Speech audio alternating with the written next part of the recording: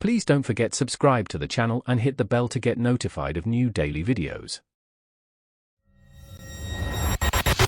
I had poured 10 years of my life into Etheria Studios, a boutique firm renowned for crafting immersive digital experiences, interactive museum exhibits, large-scale projection mapping, intricate VR environments. As the lead systems architect, my crowning achievement was the Foundry, our proprietary project management and deployment platform. It was the backbone of everything we did, from initial client brief to final installation. Every asset, every timeline, every deployment protocol ran through the Foundry, orchestrated by custom scripts and secure protocols I'd personally designed and maintained. Then came Celeste Maxwell, our new head of operations. From day one, she was a wrecking ball. Streamlining efficiencies was her mantra, which translated to gutting departments and replacing seasoned professionals with her sycophantic cronies. I watched as my colleagues, incredibly talented animators, developers, and project managers, were systematically ousted, their institutional knowledge walking out the door. Celeste was notorious for her, if it's working, don't question it approach, applying it disastrously to complex tech infrastructure. My pleas for software updates, server upgrades, and security audits were met with dismissive eye rolls and budget freezes. I knew my time was coming. The studio owners, more concerned with their new private jet than their company's operational health, gave Celeste carte blanche. One grim Tuesday morning, Celeste called me into HR. She blindsided me with fabricated charges of insubordination and failure to collaborate, citing an incident that supposedly happened while I was presenting to our biggest client, a meeting Celeste herself had approved. I had a rock-solid alibi, but HR, as always, was there to protect the company's narrative, not justice. It was clear. I was on borrowed time, being railroaded out. The very next day, a fresh-faced young man was introduced as Caleb Maxwell, Celeste's nephew. He was to shadow me for a few days, ostensibly to optimize workflow within the Foundry. Caleb, barely out of college, introduced himself as a digital content manager who knew his way around systems. It quickly became evident that his expertise extended only as far as setting up a new gaming console. He understood the interface of the Foundry about as much as a toddler understands the inner workings of a nuclear reactor. My primary directive: train him. The moment I met Caleb, I knew precisely what I had to do. The Foundry relied on a master security profile, let's call it the Archon key, for system-wide administrative changes. This wasn't just a simple password. It was a complex credential that authorized core system alterations, client data integrity checks, and critical deployment scripts. Only I, as the lead systems architect, had direct, unfettered access to manage the Archon key. My plan was simple, devious, and perfectly legal. I would teach Caleb how to change a master credential, emphasizing the critical importance of security and proper procedure.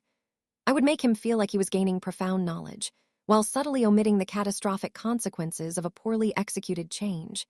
Specifically, how one might unwittingly sever the system's entire operational backbone if the new Archon key wasn't properly synced across all interdependent modules. I would ensure he focused on the act of changing it, not the implications of what he was changing or how to revert it. My goal was to empower him just enough to utterly disempower the entire studio. I walked into Celeste's office, Caleb in tow, and loudly, professionally, expressed my concerns about granting such a junior, unqualified individual access to the Archon Keys management console. Celeste, this is the master credential that governs all client assets, deployment protocols, and proprietary scripts for the Foundry. Giving Caleb direct access, even for training, presents an enormous risk. Celeste predictably scoffed. Ilara, your job is to train him. He's here to learn your job. Do it. I nodded, maintaining a facade of compliance. Back at my workstation, I brought up the Foundry's Archon key management interface. I meticulously showed Caleb how to navigate to the secure panel, how to input a new credential, and how the system appeared to confirm the change. I stressed, with a grave tone, the absolute necessity of regularly updating such a critical credential for security purposes. Caleb, I said, it's vital that you understand the process for changing this. For security, once you take over, you'll need to do this immediately and delete any temporary profiles. I even had him jot down the steps, making him repeat them back to me.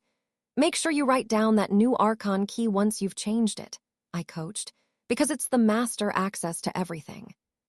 I spent the rest of the day showing him only the most superficial functions of the Foundry: how to upload a placeholder image, how to add a generic task to a project board, things that looked important but were utterly inconsequential to the system's core operations. I could see the excitement in his eyes. He thought he was learning the deep secrets.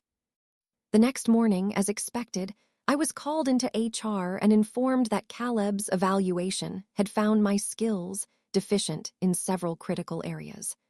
I simply smiled, collected my final paycheck, and walked out the door, feeling lighter than I had in months. The following day, my phone rang. It was Celeste, her voice a cocktail of panic and barely suppressed rage. "Elara, we need you back here now. The Foundry is completely down. Caleb, he followed your instructions. He changed the Archon key and now nothing works. Clients are calling, projects are frozen. I'm offering your regular salary to come in as a consultant and fix this." "Celeste," I replied calmly, "I'm no longer an employee of Etheria Studios. I'm an independent consultant now. My rate is $500 an hour with a minimum retainer of 500 hours, paid up front." There was a stunned silence, then a shriek. $500 an hour? Are you insane? I'll have you arrested for what you did. This is corporate sabotage. "Just to be perfectly clear," I countered, my voice dripping with ice, "you fired me, replaced me with a demonstrably unqualified individual, and are now threatening to call the police because he followed my training and effectively bricked your core system. Please do call them. I'll wait to hear what they say. I documented every step of my training, including my explicit objections to Caleb having access to the Archon key." I then hung up. Through a few former colleagues who managed to find new positions elsewhere, I heard the delicious details. Caleb, feeling empowered and responsible, had indeed changed the Archon key, but without any understanding of its distributed nature or the complex resyncing protocols, he'd effectively severed the Foundry from its own operational modules and client asset databases. It wasn't just a password. It was the master cryptographic signature for the entire platform. The system didn't just stop. It seized, locking out every single project, client file, and deployment process. Etheria Studios was dead in the water. They spent nearly a week hemorrhaging money and clients, trying to bring in external consultants who charged astronomical fees, just as I had demanded. Caleb Maxwell was fired within 24 hours of my call. Celeste Maxwell, the architect of this corporate self-destruction, was relieved of her duties within the month, her reputation in tatters. Etheria Studios suffered immense financial and reputational damage, struggling for years to recover. Watching their empire crumble from a distance was an unparalleled satisfaction. They wanted to replace years of expertise with cheap, unqualified nepotism, and they got exactly what they deserved. If you enjoyed this video, please hit the thumbs up button to like it. And please do subscribe to support the channel.